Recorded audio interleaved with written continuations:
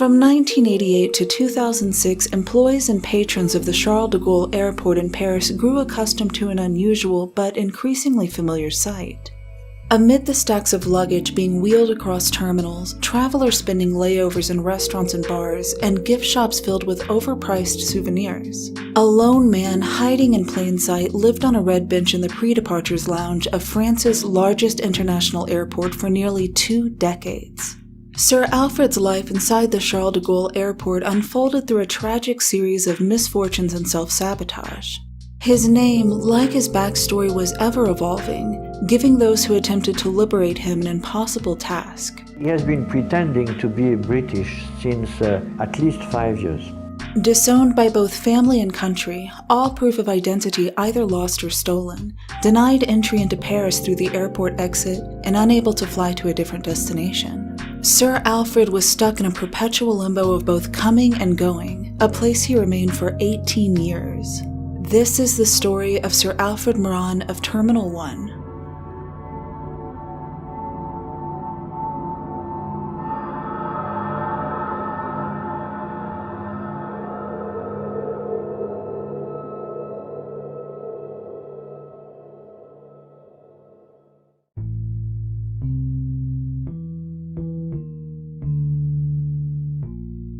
When Alfred Moran arrived at the Charles de Gaulle Airport on August 26, 1988, he was a soft-spoken man in his early 40s, eager to catch a flight to the United Kingdom where he hoped to meet his biological mother for the first time.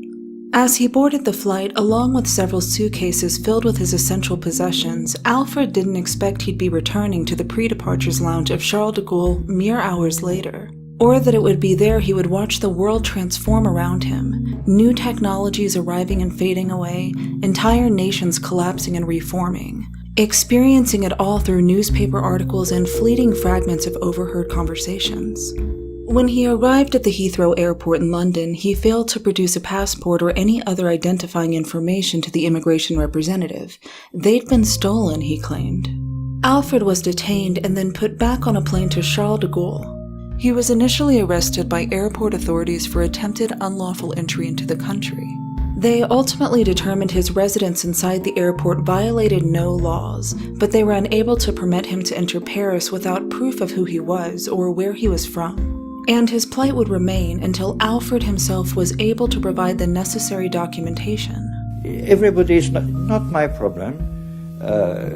When that man will come with official documents, then we will accept him. So it's his problem to solve all that. They are playing with him. Alfred decided, at least momentarily, to settle into Terminal 1, a bustling part of the pre-departures lounge which resembled a shopping center. There was a McDonald's, an electronics store, the entrance to a hotel, and hundreds of people, all too preoccupied with their own travel plans to notice him. Amidst it all, Alfred found a red-cushioned bench near a window which overlooked an outside fountain, a view which would become achingly familiar. As days turned into weeks and weeks into months, Alfred became a part of the Charles de Gaulle landscape. The chime of the intercom which accompanied flight announcements, he heard hundreds of times a day. At night, he curled up on his red bench, his blue jacket serving as a blanket. He'd wake up early before the airport became swarming with passengers to maintain basic hygiene in the terminal bathroom. He made friends with a few airport employees, such as those at McDonald's, which provided nearly all of his meals. Occasionally, people who knew of his situation would supply him with toiletries, clothes, meal tickets, and money. And he would deposit what he didn't immediately need into a savings account which he'd opened with the airport post office. He kept his mind from dwelling on the uncertainty of his situation by reading. Airport employees would regularly see Sir Alfred's unmistakable scalp poking above a rectangle of newspaper, surrounded by plumes of pipe smoke. To anyone who would listen, Alfred would explain that his home country of Iran had expelled him. His family had abandoned him. He was all alone, a stateless enigma the world simply wished to forget.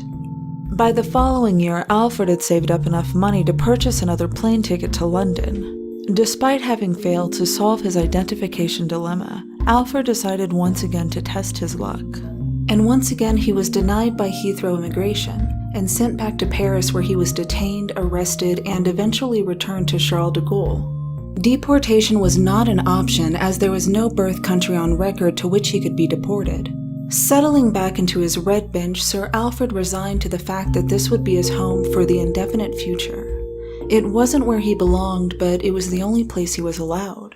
And this is loneliness and not too happy. But I hope the result will be a happy end.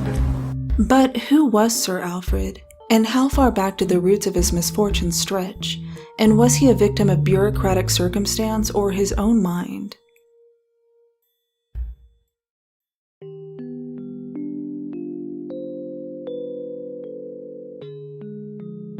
Born with the name Mehran Karimi Nassiri, Sir Alfred enjoyed an affluent upbringing in Iran. His father was a doctor who worked for the Anglo-Iranian Oil Company, providing a comfortable life for his wife and 6 children. But all this was upturned, Mehran states, after his father's death in 1972. His mother revealed that she was not actually his mother, that Alfred was the product of an affair his father had had with a Scottish nurse.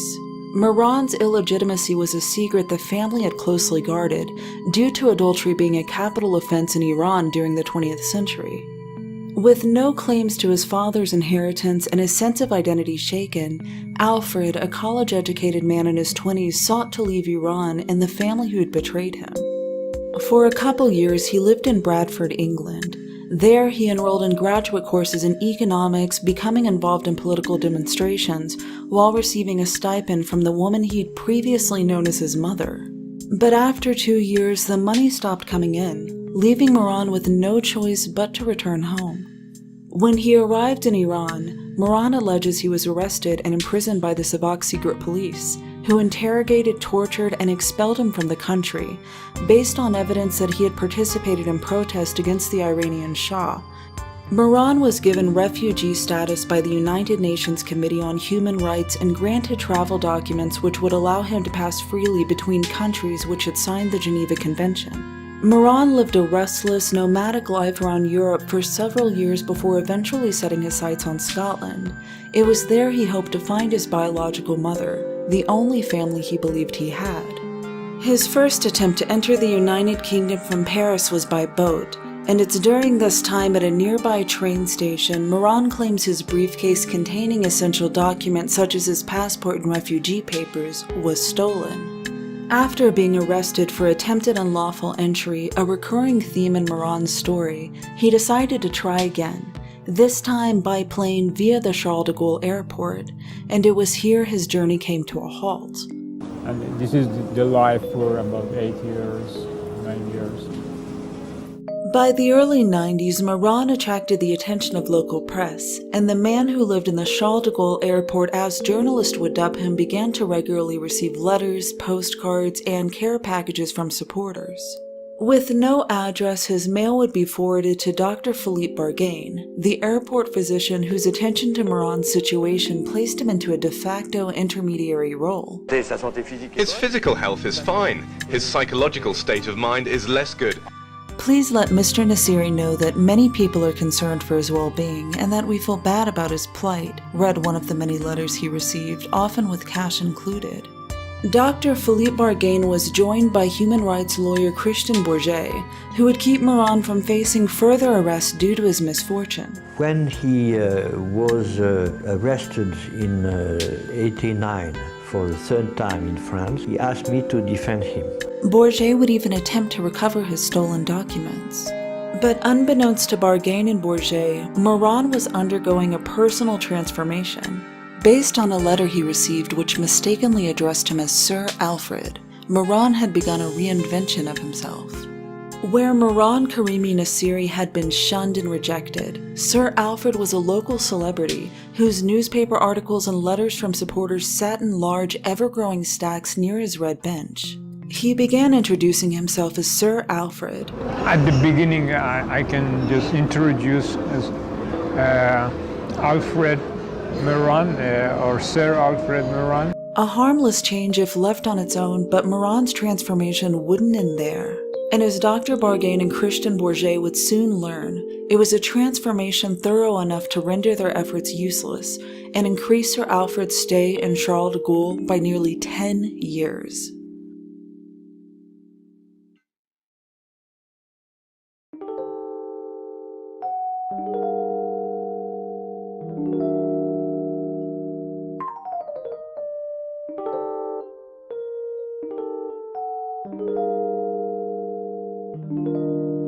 By the mid-90s, people across Europe had begun to take notice of the quiet man who had made a life for himself inside Charles de Gaulle. His situation was novel, tragic, and for writers, artists, and filmmakers looking for inspiration, a potential subject. A 1998 opera titled Flight tells the story of a character named the refugee, who is stuck at an airport, unable to enter the country or fly elsewhere due to his missing passport.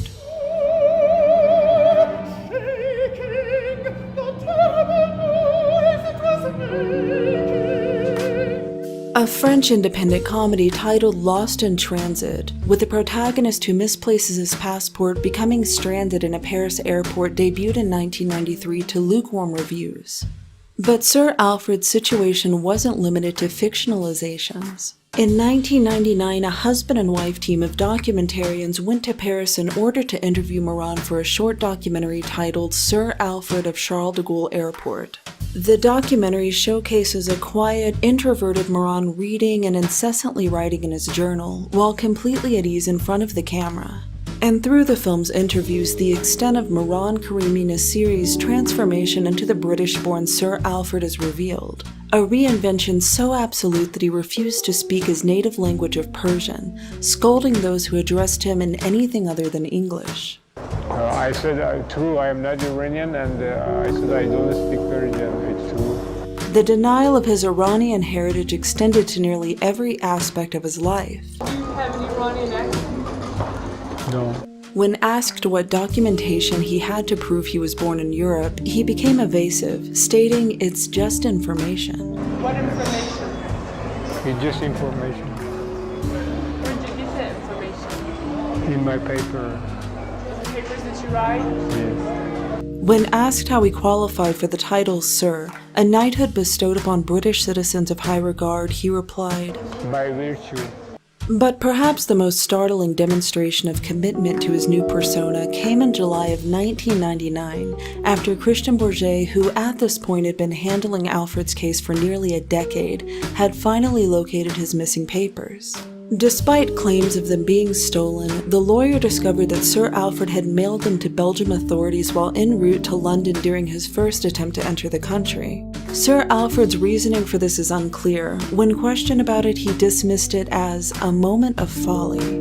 We had a little celebration, airport doctor Philippe Bargain told the Irish Times, but Alfred wasn't happy. He thought the papers were fake. Alfred's insistence that the papers didn't belong to him was based on two irredeemable complaints. His name was listed as Mehran Karimi Nassiri, not Sir Alfred.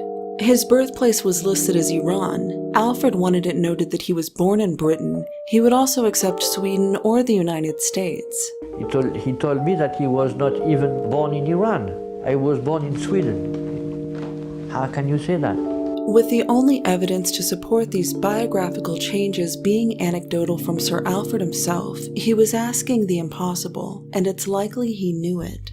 Bargain and Bourget were beside themselves with frustration. They'd been working on Sir Alfred's case pro bono for years, and having solved his problems, Sir Alfred needed only to claim the papers in order to resume the life he'd put on hold 11 years earlier. But as far as Sir Alfred was concerned, he was an entirely different person from the man who'd entered Charles de Gaulle in 1988. Mehran Karimi Nassiri might be free to go, he stated, but Sir Alfred is not. But what about his search for his biological mother? He's talked about her for so many years, Bourget told the Sunday Times. I thought at last he'd be able to go to Scotland and search for her properly. And after 11 years inside Charles de Gaulle, killing time on his red bench, eating fast food fish sandwiches every day for lunch, didn't he want to go home? Sir Alfred's response was startling. I'm already home, he said.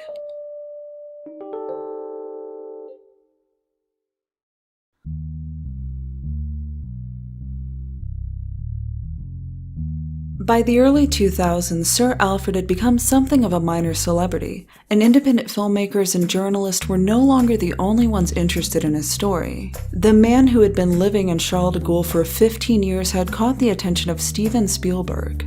DreamWorks acquired the rights to his life story for a film titled The Terminal. Tom Hanks would play a character loosely based on Sir Alfred. No, I go New York City. Thank you. A stateless refugee stuck in an airport, eating fast food, bathing in the public restroom sink, sleeping on a bench, caught in a bureaucratic glitch that held him hostage inside an international transit lounge. I am delayed long time. But the complexities of Sir Alfred's situation were much more paradoxical. The bizarre nuances of Moran's identity crisis, the fact that he could, in actuality, leave whenever he wanted, didn't make it into the Hollywood rendition, which was flattened into a romantic comedy that occasionally bordered on slapstick. When the film was released in mid-2004, a popular photo opportunity was Sir Alfred posing next to the poster advertised in his home of 16 years. Some photographers even managed to capture the absurdity that he would likely never have the opportunity to see the movie. Publicity surrounding Sir Alfred during the film's release was at an all-time high, as people wanted to meet the man who'd inspired the film. Did you know that a man has been living at Charles de Gaulle Airport in Paris for more than 16 years? He has no possessions, no home, no ticket, and no money. And now Hollywood has used his story as inspiration for a new film. Alfred's story to the media was the same as it had been since the beginning. He was expelled from Iran, his papers containing his true identity were lost, and now he waited in Terminal 1 of Charles de Gaulle for their return. He says that he's still, 16 years on, holding out for the return of his papers. But the people most familiar with this situation knew the truth. The only person keeping him inside Charles de Gaulle was himself. The peculiarities of his situation deepened when it was revealed that DreamWorks had paid Sir Alfred a large sum to acquire the rights to his story. The exact figure differs among sources, but appears to be somewhere between $175,000 to $500,000. Sir Alfred simply deposited the money into his airport post office savings account, where it remained out of sight and out of mind. While the terminal bore only a situational resemblance to Mehran Karimi Nassiri, those who wished to experience Sir Alfred's story firsthand would only have to wait a few months. In September of that year, Alfred published his autobiography, which he had spent years writing on his red bench, aptly titled Terminal Man. The book was co-authored by graphic novelist Andrew Donkin, published by a British division of Penguin Random House, and would be printed in multiple languages and editions. Reader reviews were mixed, with reactions ranging from fascination and pity to outrage, both at Sir Alfred for his stubbornness and on his behalf for the bureaucratic potholes which allowed his statelessness in the first place. It was clear readers wanted to empathize with Sir Alfred, but their empathy was cut with frustration at his inaction. Mehran would hold author signings from his red bench at Charles de Gaulle, since people who wanted an autograph knew exactly where to find him. Terminal Man has been out of print for some time, with only a few used copies circulating online, often priced to reflect its rarity, making it something of a collector's item. By the mid-2000s, Sir Alfred had enough money to begin a new life, and with the paperwork that he needed only to claim as his own within constant reach, his problems were now internal rather than external. Desperate attempts to persuade him to leave to resume his life only resulted in exasperation. As Dr. Bargain told the Baltimore Sun, he had offered to take Sir Alfred on vacation with his family to Brittany, France, but he refused. Many began to wonder, was his newfound international celebrity so beguiling that he was willing to remain on his red bench indefinitely for fear of losing it? If his recovered paperwork and several $100,000 couldn't nudge Alfred through the airport exit and into the world, what could? And was his insistence that he was still a hapless prisoner of the airport despite overwhelming contradictory evidence integral to the Sir Alfred persona he'd created for himself? The general assumption was that the trauma Mehran had experienced throughout his adulthood had caused him to retreat into a fantasy reality, one in which he was now reluctant to escape. But that very same year, in September of 2004, a filmmaker would publish an investigative piece for The Guardian, which would call into question the few remaining details of Sir Alfred's backstory that had yet to be disproven.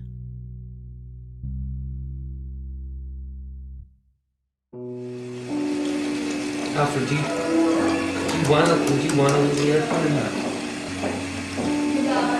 My destination is not clear yet. Well, that's the thing.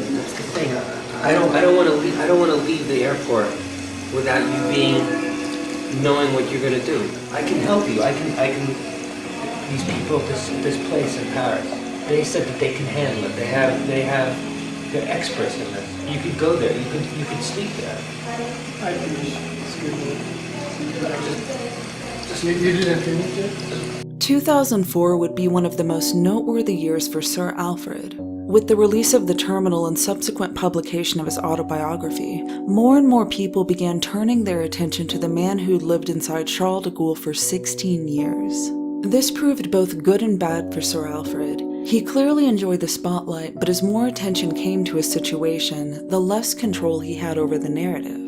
The cracks in his story had been showing for years, but it wasn't until filmmaker Paul Berkseller's investigative profile of Sir Alfred, titled The Man Who Lost His Past, did these cracks widen to swallow Alfred's story whole. Sir Alfred had been a longtime subject of Berkseller, who earlier in the decade had spent nearly a year at Charles de Gaulle in order to film what he referred to as a low-budget art house feature, titled Here to Where, detailing the life of Sir Alfred in what IMDb has labeled a mock documentary.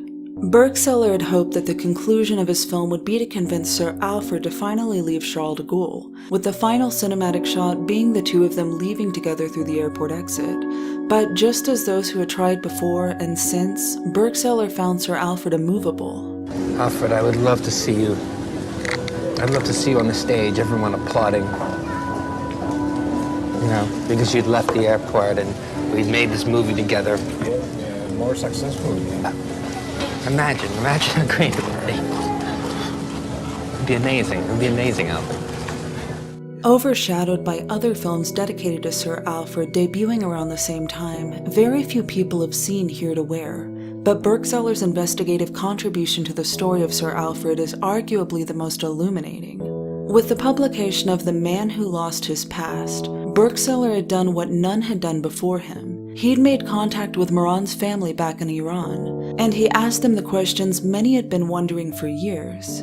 If Sir Alfred had come from such a large family, why hadn't any of his 5 siblings attempted to help him? His location, after all, was no mystery. It turns out they had. On multiple occasions throughout the early 90s, family and friends visited Sir Alfred at Charles de Gaulle, but instead of their brother Mehran Karimi Nassiri, they found the British-born Sir Alfred, who simply refused to acknowledge them. He pretended they were complete strangers. The second revelation came when Berkseller had asked after Alfred's expulsion from Iran, his arrest and torture at the hands of Iran's Savak domestic security force for his protest against Mohammad Reza Pahlavi. As Berkseller writes, Alfred participated in a student strike at Tehran University in 1970 to object to a new university regulation. Things started to get out of hand and Savak got involved. They questioned all the students and gathered up the ringleaders, about 20, including Alfred. After a few hours of questioning in a university classroom, the matter was apparently dropped. This was evidently Alfred's only serious problem with the security services. There was no arrest, no torture, no confiscations of his passport, and no deportation, Berkseller continued.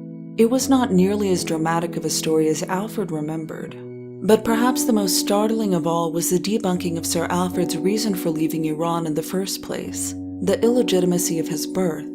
Berkseller couldn't contact Sir Alfred's Iranian mother, the woman who'd reportedly shunned him and sent him on his European journey in search of his birth mother, because she'd passed away years earlier. But according to Sir Alfred's siblings, she was heartbroken at the accusations. Mehran, after all, was her biological son, and she'd never told him otherwise. Many had long speculated this aspect of Sir Alfred's story was fabricated, regardless of how fundamental to his residence at Charles de Gaulle it was. The glaring counter-evidence, his distinctly Middle Eastern appearance, couldn't be hidden. Il me disait qu'il était résultat des amours illégitimes entre son père médecin et une infirmière anglaise. Il a quand même pas une tête d'anglais. Il fait adhérer tout le monde à son délire. With the foundations of Alfred's origin story disproven, the question arose, what exactly was he doing there in the first place, and why wouldn't he leave? As Philippe Bargain told the Sunday Times, he is completely lucid and functional, but he is pathological. To be honest, he'll probably die here.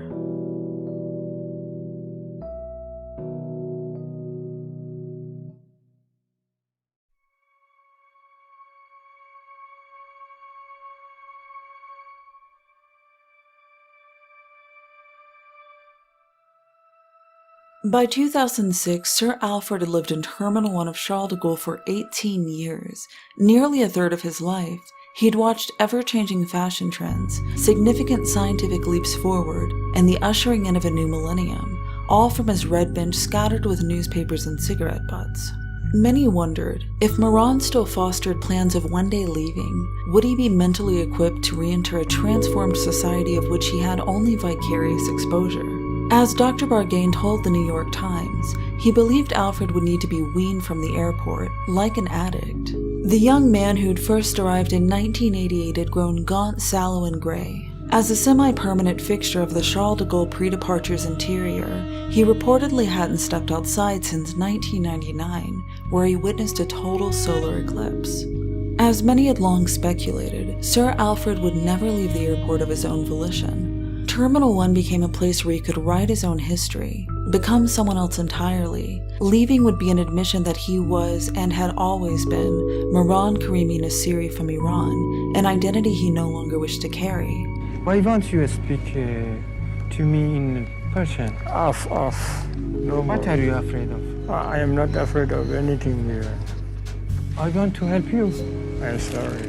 But in July of 2006, Sir Alfred was taken from Charles de Gaulle by ambulance. A health emergency beyond the resources of the airport medical center required his relocation to a nearby hospital.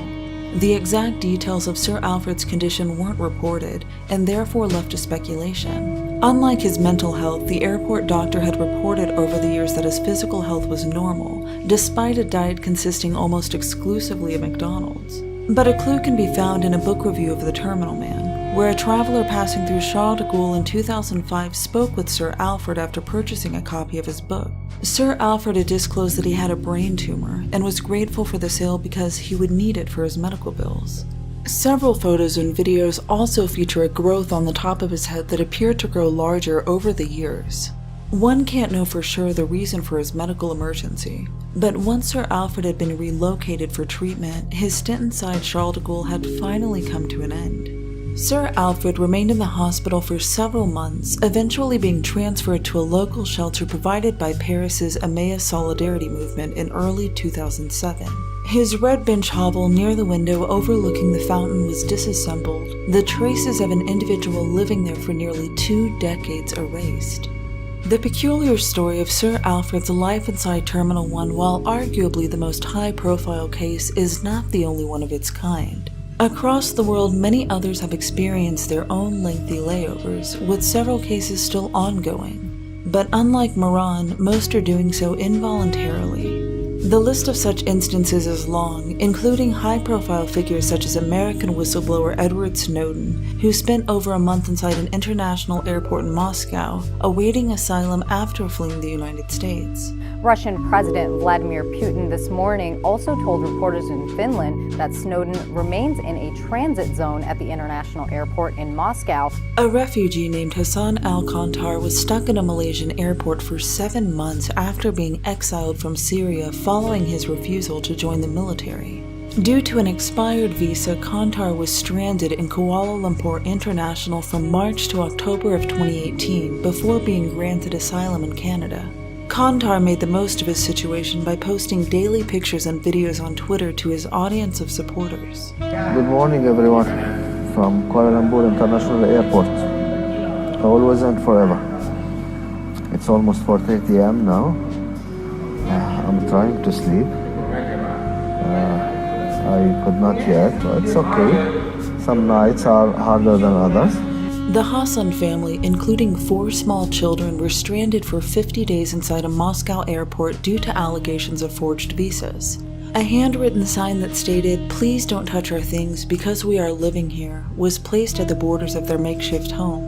Seeking asylum is among the most common reasons individuals have found themselves trapped. rejected from entering their country of refuge, unable to return home, and with no other options than to remain where they are. A few instances of people living in airports voluntarily have occurred. Denis de Souza, who reportedly ran away from home as a teenager due to arguments with his stepmother, has remained in GRU International in Brazil for the last 20 years. Those who visit Terminal 2 of the Sao Paulo airport will likely see him on his blue bench, McDonald's coffee cup in hand. After being given an ultimatum by his wife and in-laws to either quit smoking and drinking or move out of the house, Wei Zhongwao has lived inside Terminal 2 of Beijing International Airport for the last 10 years. It's a public place, he said of his new home. Anyone can come. Sir Alfred's motivation for living in Charles de Gaulle is less clear.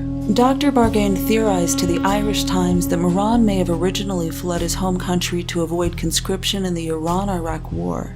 But his decision to remain, to continuously move the goalpost for leaving, acting as both captive and captor, is perplexing.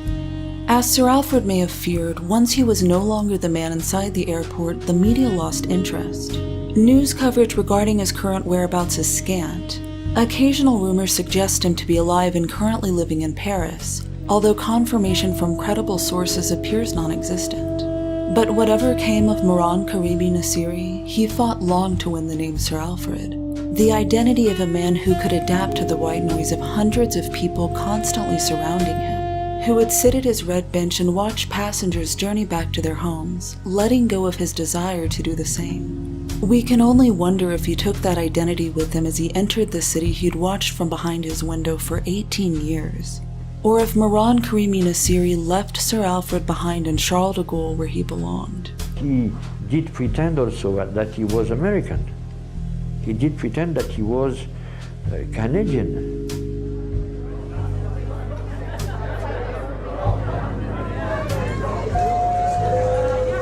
Passengers for flight GA642 to Rome, please go to gate 26.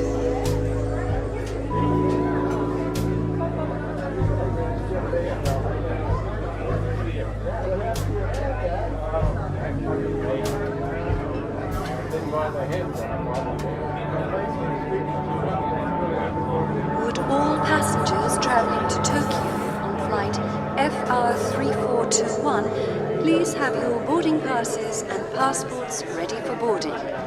Flight FR3421 now boarding at gate 21.